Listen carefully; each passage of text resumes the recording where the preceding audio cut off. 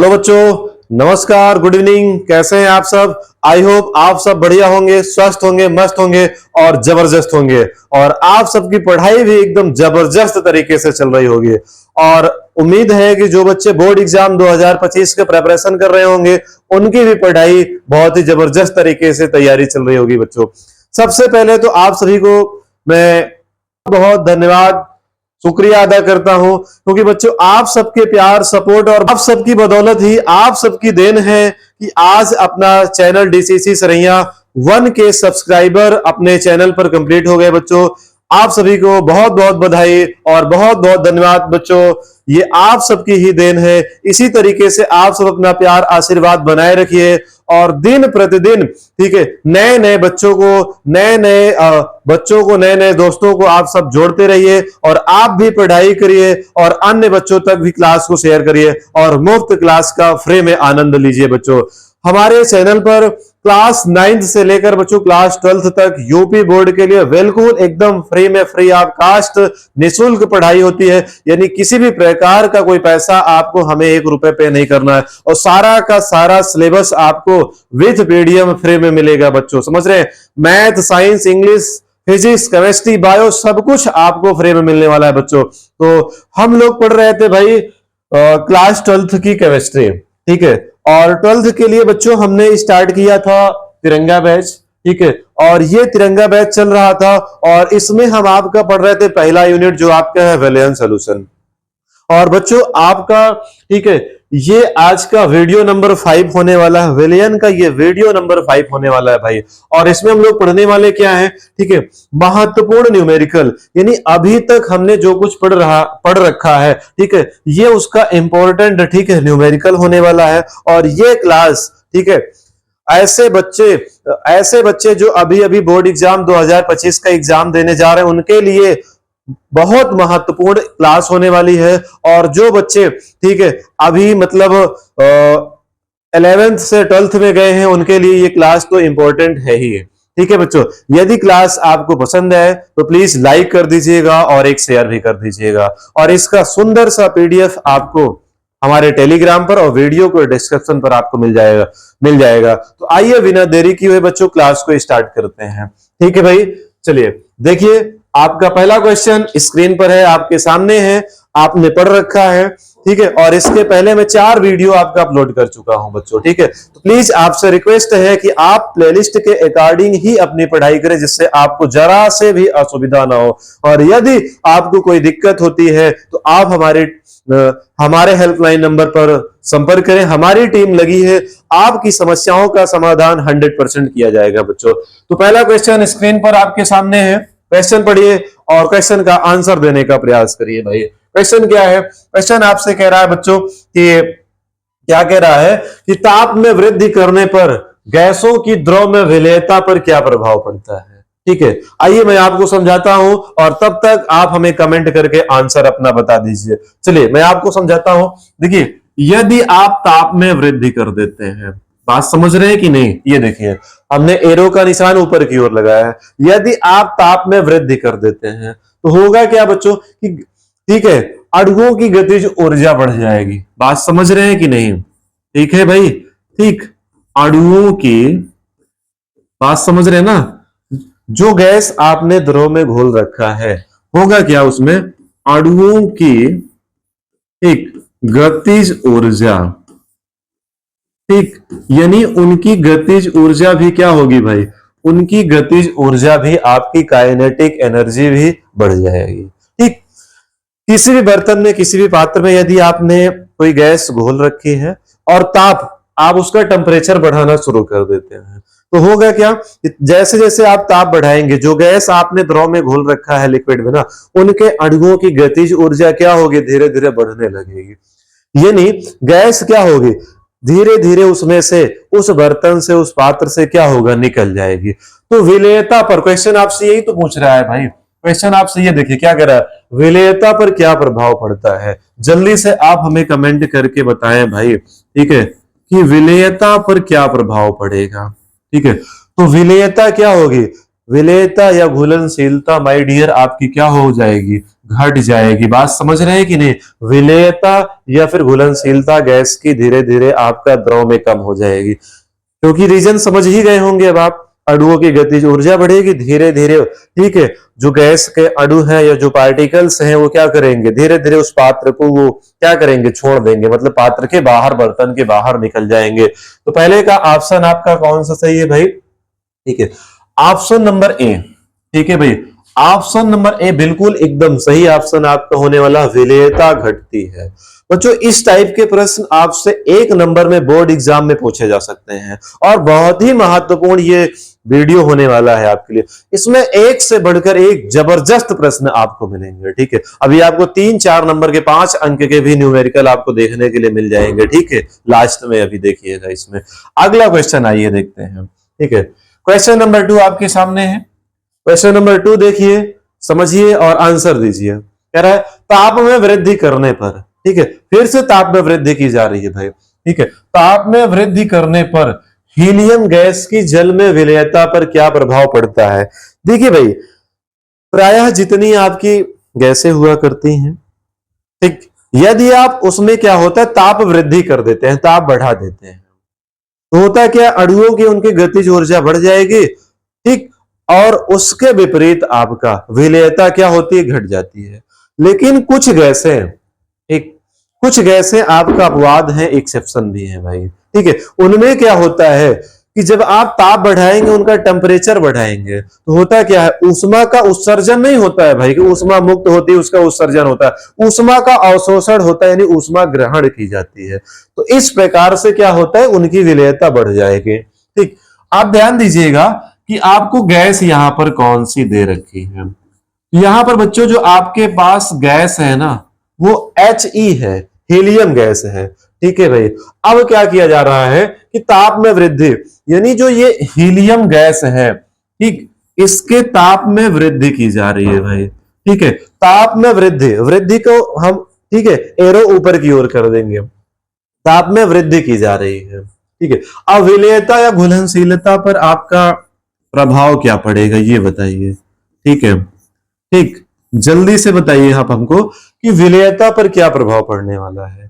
अच्छा, एक चीज तो भाई और आप समझ लीजिए अच्छे तरीके से, यहां पर देखिए, क्योंकि होता क्या है, ऊष्मा का अवशोषण होता है भाई आपका, ठीक है। इसमें होता क्या है, क्योंकि ऊष्मा का, ठीक है, ऊष्मा का, ठीक, अवशोषण होता है। बात समझ रहे हैं बच्चों ना, ठीक, इसमें आपका ऊष्मा का अवशोषण होता है।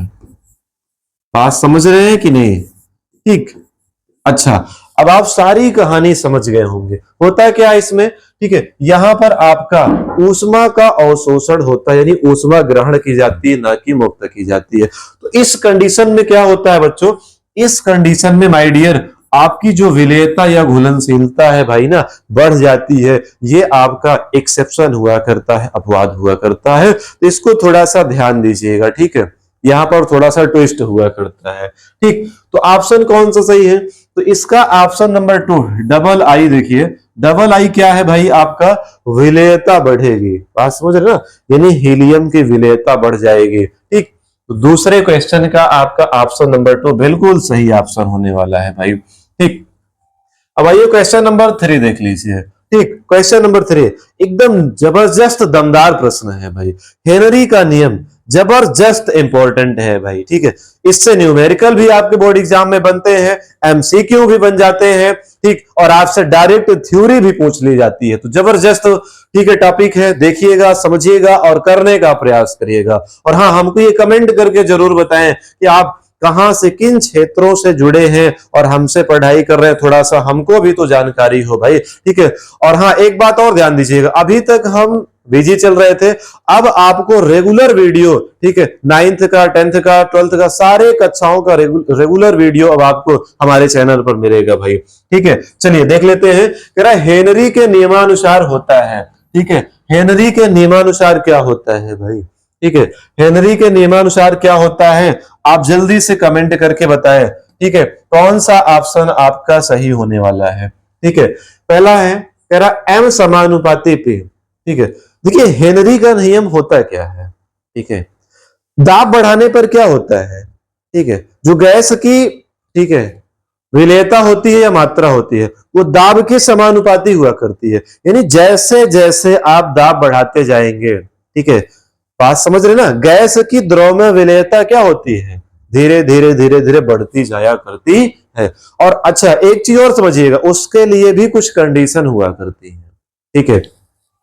तो आपका पहला वाला ऑप्शन क्या होगा, पहला वाला ऑप्शन बिल्कुल सही ऑप्शन हो जाएगा बच्चों, ठीक है, बिल्कुल सही ऑप्शन ये आपका होने वाला है, एम समानुपाती पी, ठीक है, कि जो गैस की विलेयता हुआ करती है, ठीक, देखिए जो गैस की आपकी द्रव में विलेयता होती है ना, ठीक, गैस की द्रव में विलेयता ये आपका, ठीक, दाब के समान अनुपाती हुआ करती है। बात समझ रहे हैं कि नहीं भाई, ठीक, ये जो आपका दाब होता है उसके समानुपाती, ठीक, विलेयता आपकी दाब के समानुपाती हुआ करती है। यानी जैसे जैसे आप दाब बढ़ाएंगे गैस की घुलनशीलता विलेयता धीरे धीरे बढ़ती जाती है। तो पहले, ठीक है, तीसरे का ऑप्शन नंबर 1, ठीक है, पहला ऑप्शन ही इसका बिल्कुल सही ऑप्शन होने वाला है भाई, ठीक। अब अगला क्वेश्चन देखिए, क्वेश्चन नंबर 4, बहुत ही जबरदस्त प्रश्न है और ये भी बच्चों आपका हेनरी के नियम से ही संबंधित है भाई, ठीक है, ये भी आपका हेनरी के नियम से ही संबंधित है। कह रहा है हेनरी के नियम के लिए आवश्यक है, कौन सी शर्त आवश्यक है, मैं ऑप्शन पढ़ रहा हूं और आप आंसर कमेंट बॉक्स में एकदम छाप दीजिए, ठीक है। पहला ऑप्शन दाब बहुत अधिक ना हो, ठीक है, दूसरा ऑप्शन ताप बहुत अधिक, सॉरी ताप बहुत कम हो, एक, ऑप्शन नंबर 3 गैस विलायक में बहुत कम विलेय हो, और ऑप्शन नंबर 4 है आपका बच्चों उपरोक्त में से कोई नहीं। तो भैया इसका जो सही ऑप्शन होने वाला है वो आपका होगा ऑप्शन नंबर 3, ठीक, गैस विलायक में बहुत कम विलेय हो। रीजन उसके पीछे का समझिए भाई, ठीक, अगर वो गैस आपका विलायक में बहुत ज्यादा घुलनशील होगी तो फिर हेनरी के नियम का मतलब ही क्या रह गया भाई, ठीक, बात समझ रहे हैं ना, वो तो ऑलरेडी आपका घुल ही जाएगी, ठीक है। तो जो गैस आपका विलायक में कम विलेय होगी उस पर आपका हेनरी का नियम लागू होता है, अन्यथा की स्थिति में हेनरी का नियम आपका उस पर लागू नहीं होगा, क्योंकि जैसे जैसे आप दाब बढ़ाएंगे बच्चों वैसे वैसे गैस की विलेयता या घुलनशीलता धीरे धीरे बढ़ती जाती है, ठीक। चलिए अब आइए देख लेते हैं क्वेश्चन नंबर 5, ठीक है, यह भी बिल्कुल अच्छा प्रश्न है भाई, ठीक है। और बच्चों हाँ एक बात ध्यान दीजिएगा कि मैं आपके लिए बहुत ही मेहनत करके आपके लिए वीडियो तैयार करता हूं भाई, तो थोड़ा सा आप भी हमारा सपोर्ट करिए, ठीक है, वीडियो को लाइक कर दिया करिए और अपने दोस्तों तक अन्य बच्चों तक जरूर शेयर कर दीजिएगा, क्योंकि हमारा मिशन है, ठीक है, कि ग्रामीण भारत, ठीक है, और ठीक है ग्रामीण भारत के जो बच्चे हैं, ठीक है, वो भी डिजिटल बोर्ड पर पढ़ाई कर सके, ठीक है, ऑनलाइन मुफ्त पढ़ाई कर सके, और कोने कोने में जो रहने वाले बच्चे हैं, भारत के जो कोने कोने में रहने वाले बच्चे हैं, चाहे वो गरीब हो अमीर हो या किसी भी प्रकार से, ठीक है, किसी भी समुदाय से संबंधित हो, सब शिक्षित हो, सब पढ़े और सब आगे बढ़े बच्चों। और मैं अपने मिशन में तभी कामयाब हो पाऊंगा जब आप लोग हमारा ज्यादा से ज्यादा सपोर्ट करेंगे बच्चों। तो प्लीज क्लास को जरूर शेयर करें और अन्य बच्चों को भी मोटिवेट करें कि वो हमारे चैनल से जुड़े और मुफ्त में फ्री में पढ़ाई करें, और इसके लिए आपको किसी भी प्रकार का कोई पैसा हमें नहीं पे करना है। क्वेश्चन देखिएगा, क्वेश्चन आपसे कह रहा है कि गोताखोरों द्वारा श्वसन के लिए प्रयुक्त किए जाने वाले, ठीक, गैस सिलेंडर में किस गैस, ठीक है, किस गैस को मिलाया जाता है। बच्चों होता क्या है कि जो आपका ऑक्सीजन का सिलेंडर होता है उसमें होता क्या है, नाइट्रोजन होता है और ऑक्सीजन हुआ करती है, ठीक, समझिएगा, देखिएगा होता क्या है कि ये जो आपका सिलेंडर होता है ना, देखिएगा इधर और समझिएगा, ठीक, ये जो आपका सिलेंडर होता है, ठीक, इसमें आपका होता क्या है, होता भैया है ये कि आपका ऑक्सीजन हुआ करती है, ठीक, ये O2 प्लस में क्या होता है आपका N2 नाइट्रोजन, ठीक, यही दो गैसें हुआ करती हैं, ऑक्सीजन और नाइट्रोजन, यही गैसें आपका ऑक्सीजन के सिलेंडर में होती, ऑक्सीजन तो ठीक है, होता क्या है कि ये जो नाइट्रोजन है, जैसे मान लीजिए कि गोताखोर जो है आपके, ठीक, ये जो गोताखोर हुआ करते हैं ये समुद्र में अंदर जाया करते हैं गहराई में। तो ये जो सिलेंडर में आपका ऑक्सीजन और नाइट्रोजन गैसें होती हैं, ये मिली हुआ करती हैं, उसमें घुलनशील होती हैं।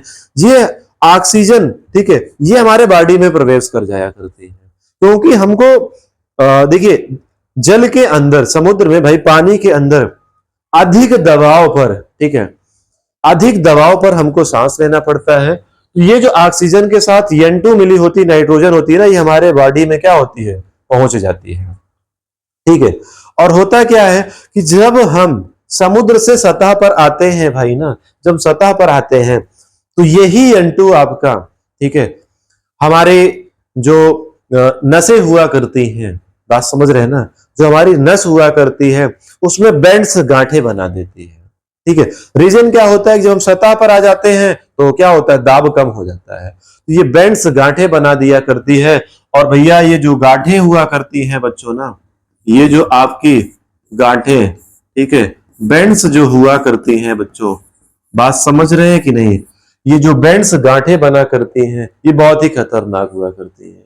कभी कभी तो आदमी की डेथ हो जाती है, मृत्यु भी हो जाया करती है, ठीक है, बात समझ रहे हैं कि ना, बहुत खतरनाक होती है। तो होता क्या है कि इसकी घुलनशीलता को कम करने के लिए, ठीक है, समझिएगा, आगे थोड़ा सा ट्विस्ट है, देखिएगा और समझिएगा, ठीक है। तो यहां पर हम ये लिखेंगे कि N2 नाइट्रोजन की विलेयता या फिर घुलनशीलता, दोनों बातें एक है, ठीक है, कि विलेयता, ठीक है, N2 की विलेयता को कम करने के लिए, कम करने, ठीक है, इधर देखिएगा भाई, समझिएगा, N2 की विलेयता या फिर घुलनशीलता को कम करने के लिए, ठीक है भाई, कम करने के लिए कौन सी गैस मिलाई जाती है भैया, तो वो होती है आपका, ठीक है, जल्दी से कमेंट करके बताइए कि कौन सी गैस इसमें मिलाई जाती है भैया। तो इसमें आपका मिला दी जाती है हीलियम, ठीक है, N2 की विलेयता को कम करने के लिए, ठीक है, इसमें आपका हीलियम, ठीक है, N2 की विलेयता को कम करने के लिए हीलियम, ठीक है, को मिलाया जाता है,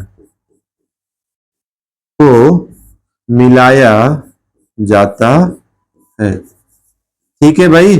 आशा है कि आपको समझ में आ गया होगा इसके पीछे का ट्विस्ट क्या है, क्या रीजन है, ठीक है। तो जब हम हीलियम को ऑक्सीजन के सिलेंडर में मिला देते हैं बच्चों ना, तो ये जो बेंड्स गांठें, ठीक है, इनकी जो समस्या है इससे इसका समाधान हो जाता है, ठीक है।